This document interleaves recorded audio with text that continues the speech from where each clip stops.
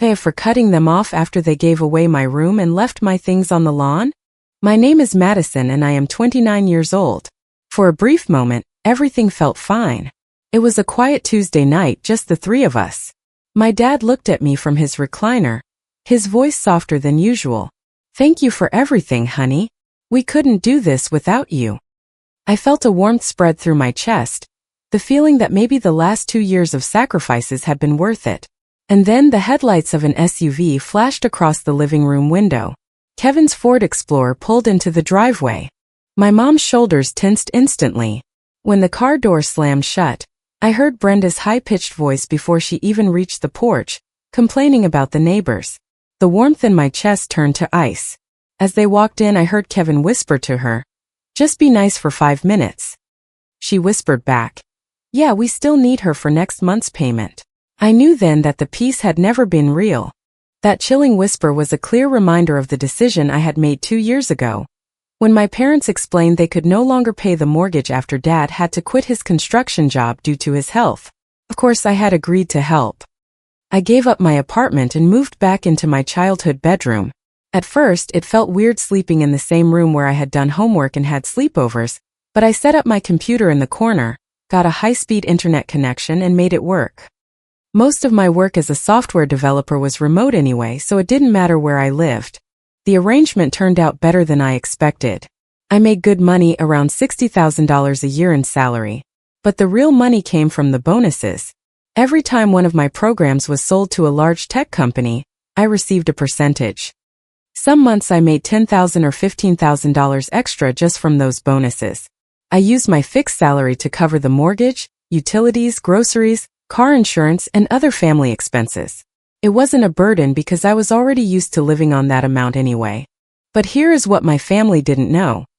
I was putting every single bonus into a separate high-yield savings account.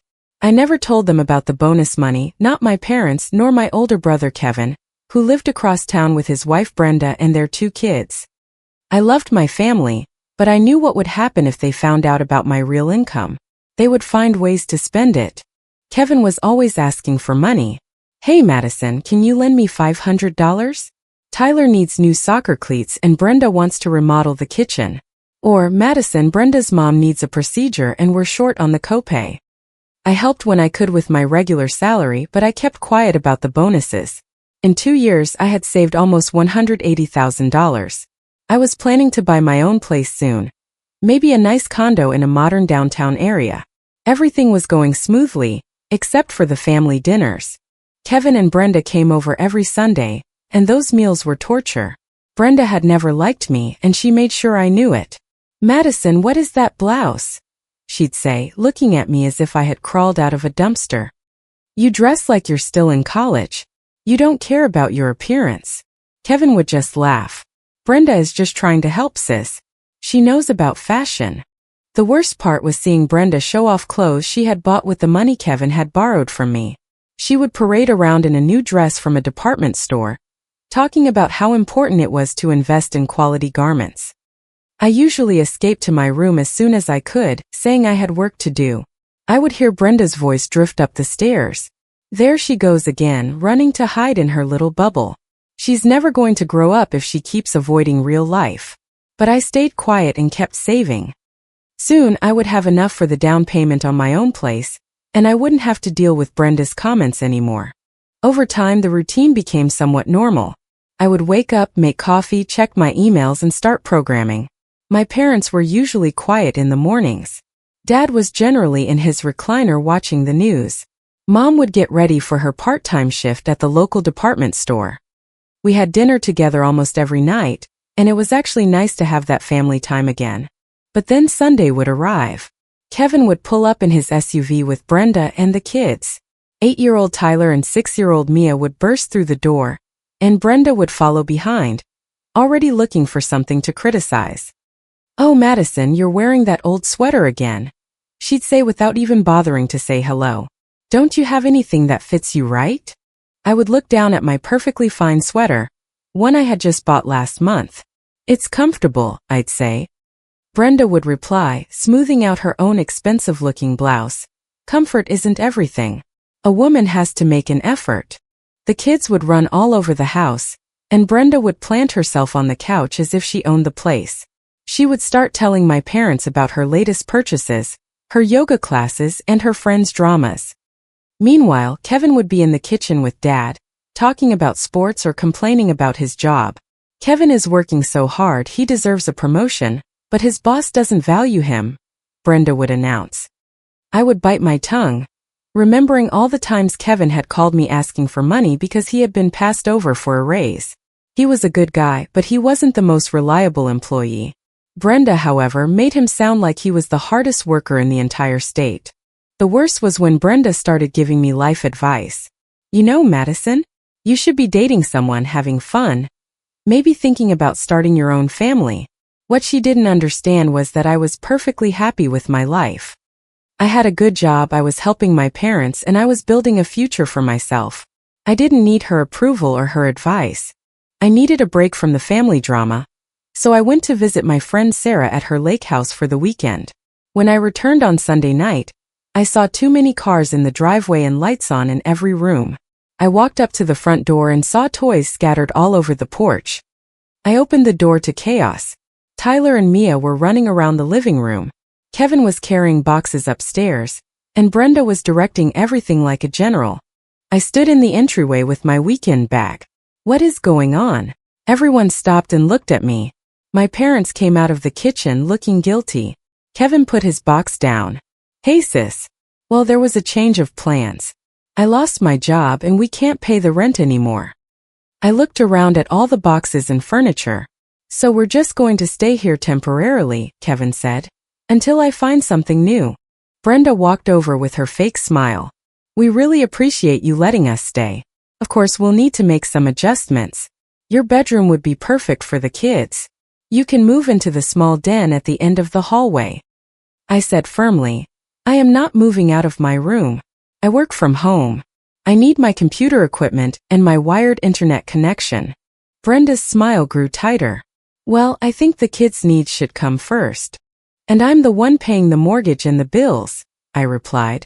Brenda crossed her arms. Well, that doesn't give you the right to be selfish over a bedroom. We're family. Family that never asked if I wanted house guests, I answered.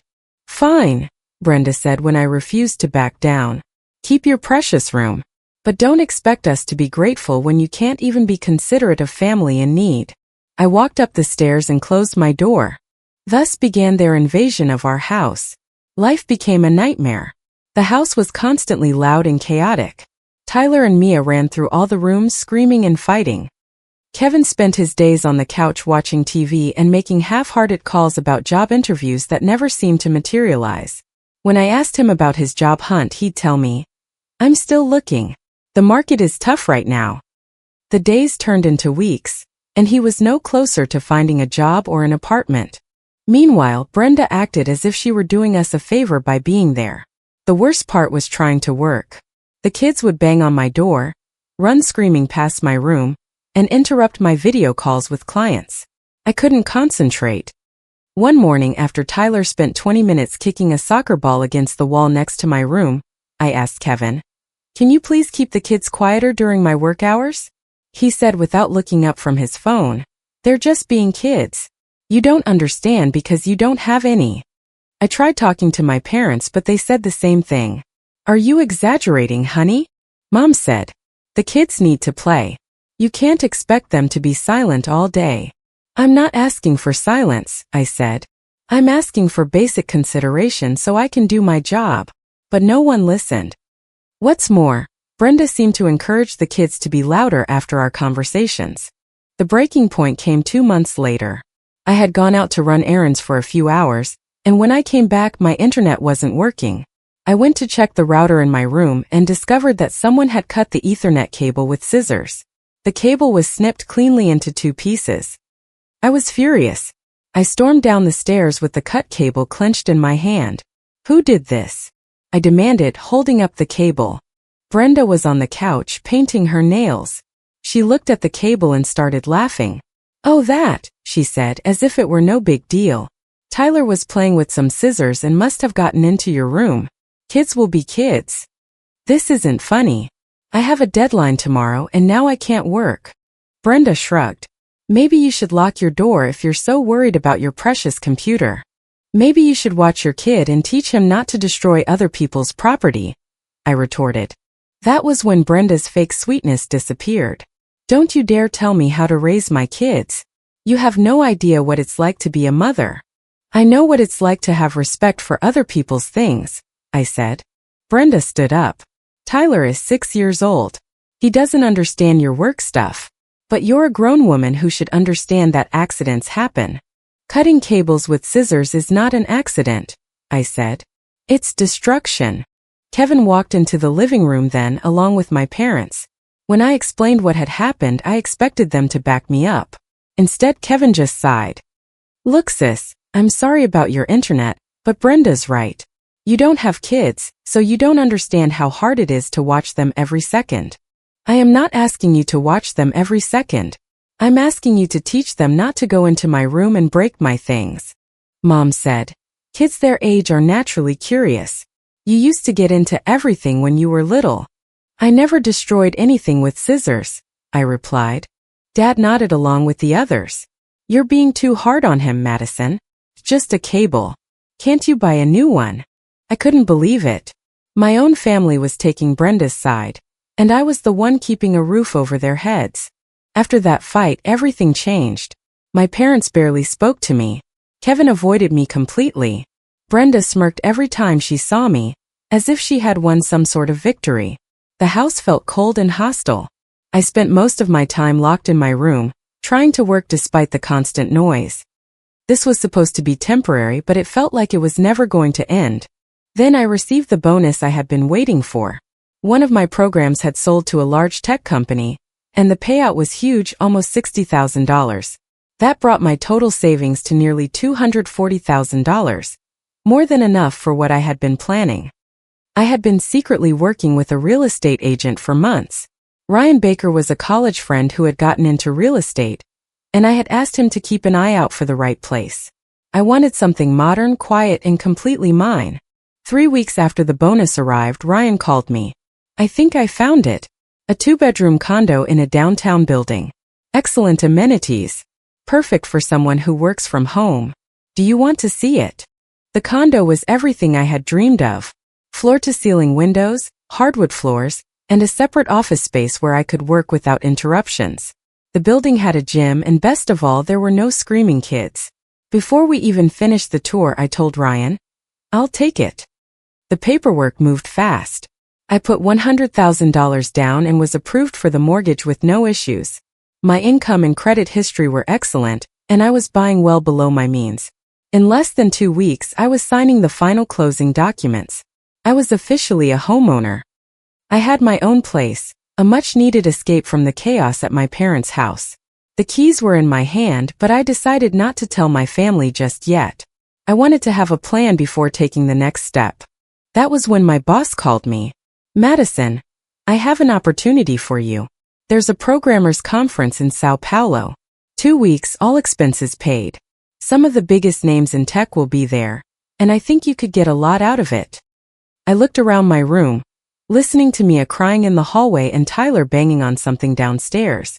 2 weeks away from this house sounded like paradise. I'll take it, I said. When I told my family I was going on a work trip, they barely reacted. No one asked where I was going, what the conference was about, or when I would be back. They didn't seem to care. The conference was amazing. I met other developers and felt like myself again for the first time in months. I stayed in a quiet hotel room where no one bothered me. I didn't call home a single time during those 2 weeks. And most tellingly, no one called me either. When my flight landed, I took a taxi home. As the taxi pulled into the driveway, I knew immediately that something was wrong. I got out with my suitcase and saw black trash bags scattered across the front lawn. As I got closer, I realized they weren't garbage. They were my things. My clothes, my books, my personal belongings, all shoved into trash bags and thrown on the grass, as if it were actual garbage. I walked up to the front door and knocked. I could hear voices inside, then footsteps. The door opened and there was my whole family. Mom, Dad, Kevin, and Brenda. They all looked at me as if I were an unwelcome guest. I pointed to the bags on the lawn. What is this? Mom looked uncomfortable, But Brenda stepped forward with that smug smile I had grown to hate. We made some changes while you were gone. The kids needed more space, so we turned your room into a proper playroom for them. I stared at her. What do you mean you did that? Mom said without looking me in the eye. The kids are growing, and they need a safe place to play. We fixed up the basement for you. It's actually quite nice now. I remembered the basement. Dark, damp with tiny windows near the ceiling and concrete walls. It smelled like mold and had terrible cell reception. We cleaned it out completely, Dad said. We put a bed in and everything. Brenda practically radiated satisfaction. Of course, if you don't like the arrangement, you're always free to find your own place. You are 29 years old after all. Most people your age don't live with their parents. I looked at my parents, waiting for them to say something to defend me, to acknowledge what I had been doing for them. But they just stood there avoiding eye contact. Then I did something that surprised even myself. I smiled at them. A real genuine smile. You know what? I said cheerfully.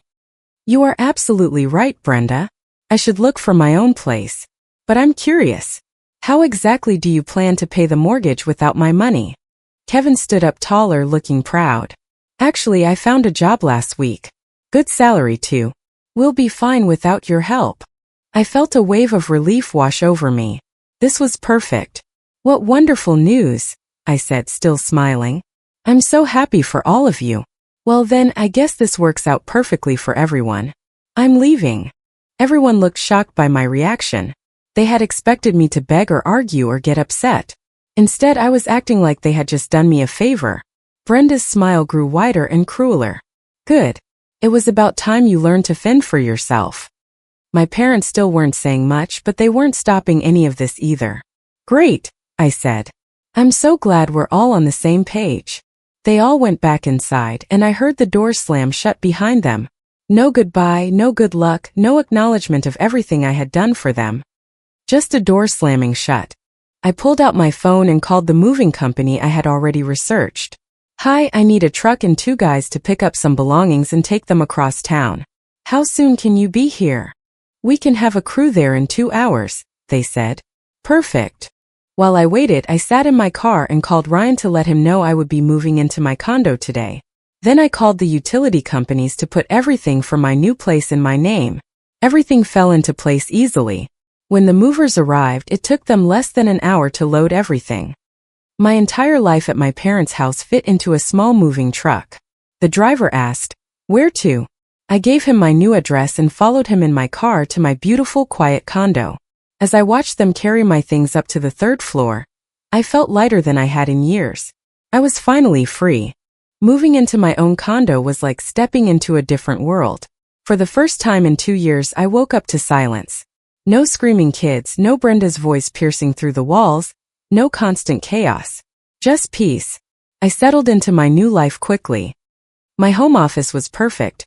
Bright, quiet, and completely mine. My productivity skyrocketed. I was sleeping better and truly enjoying my work again. The first thing I did was block all of my family's phone numbers. I also logged into the bank's website and canceled every automatic payment I had been making for them. The mortgage, the utilities, everything. Months passed in peace. I poured myself into work and started taking on bigger, more challenging projects. Without the stress of supporting an ungrateful family, I had energy for things I had forgotten I enjoyed. I joined the building's gym, started cooking elaborate meals for myself, and even went on a few dates. My bank account was growing faster than ever. Without paying for 4 extra people, I was saving almost $3,000 a month from my salary alone. I started investing, planning trips, and thinking about maybe buying a bigger place in a few years. Life was good. Very good. Then one night my doorbell rang. I looked through the peephole and my stomach dropped. There were Mom, Dad, Kevin, and Brenda, all standing in the hallway of my building, looking uncomfortable. I considered not opening the door, but curiosity got the better of me.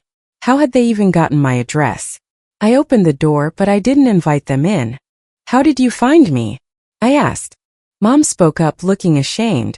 Your friend Sarah told us. Of course she did. I made a mental note to have a conversation with Sarah about boundaries. What do you want? I asked. Brenda immediately pushed past me and walked into my condo uninvited. The others followed, and suddenly my peaceful sanctuary was invaded once again. Nice place, Brenda said, looking around with obvious envy. Must cost a fortune. I repeated without moving from the doorway. What do you want? Kevin looked uneasy. Well, the thing is, I lost my job again. 2 months ago. I wasn't surprised. And we're having trouble with the mortgage payments, Dad said. I almost laughed. Let me guess. You want me to start paying for you again. We're family, Mom said desperately. We have to help each other. Help each other? When exactly has any of you ever helped me? Look, Dad said. We know things got tense before, but we can fix this. You could move back in with us, help us get back on our feet. Back into the basement, you mean? No one answered. We've been thinking, Mom continued. If the bank takes the house, we'll have to come live with you. I stared at her. Excuse me, Brenda said with that familiar smugness. Well, where else would we go? We're family. You can't just abandon us. That was when I started laughing. Really laughing. The kind of deep belly laugh that comes from pure disbelief. When I could speak again, I said, You think I am going to let you live here? After you threw my belongings on the lawn and told me to go live in the basement. That was different, Kevin said weakly. You're right, it was different. It was the moment I realized exactly what all of you thought of me. Mom's eyes filled with tears. Madison, please, we're desperate. You should have thought about that before you decided I wasn't even worth basic respect. We never said that, Dad protested. You didn't have to say it. You showed it every single day. Brenda's constant insults, the kids' damage to my property, and none of you defending me when I was literally paying for your lives. We were grateful, Mom said. No, you weren't. You felt entitled. There's a difference. Brenda's fake sweetness had completely vanished. You know what? You are exactly what I always said you were. A bitter, selfish woman who doesn't understand what family means. You're right, I said. I don't understand your version of family, where one person does everything and gets treated like garbage in return. I walked over to my door and pulled it open. I want you all to leave. Now. Madison, wait, Kevin said. Can't we just talk about this? We already did. The answer is no. To everything. I am not going to pay your mortgage. I am not going to let you live here. I am not going to help any of you with anything ever again. But we're family, Mom cried. Family doesn't treat each other the way you treated me, I said. Now get out. They left, but not quietly. Brenda insulted me as she walked down the hall. Kevin muttered that I was going to regret this.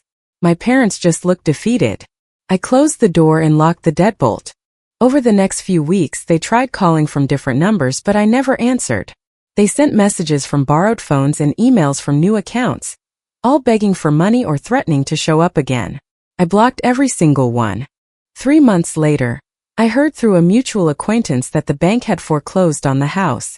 My parents had moved into a small rental apartment across town. Kevin and Brenda were living with her parents, which I found comical, since Brenda had always said how much she couldn't stand her mother. I felt nothing when I heard the news. No guilt, no sadness, no remorse. Just relief that I had gotten out when I did. My life kept getting better. I got a promotion at work. I started dating someone seriously. I traveled to 3 different countries. I bought myself the car I had always wanted. Most importantly, I learned what it felt like to be valued and respected. My new boyfriend appreciated everything I did for him and showed it. My friends were grateful when I helped them and never took it for granted. I finally understood what healthy relationships looked like. Sometimes I wonder if my family ever thinks about how different everything could have been if they had simply treated me with basic respect. If Brenda had kept her mouth shut, if my parents had taken my side, if Kevin had actually looked for a job instead of playing games on the couch. But then I remember that I am better off without them.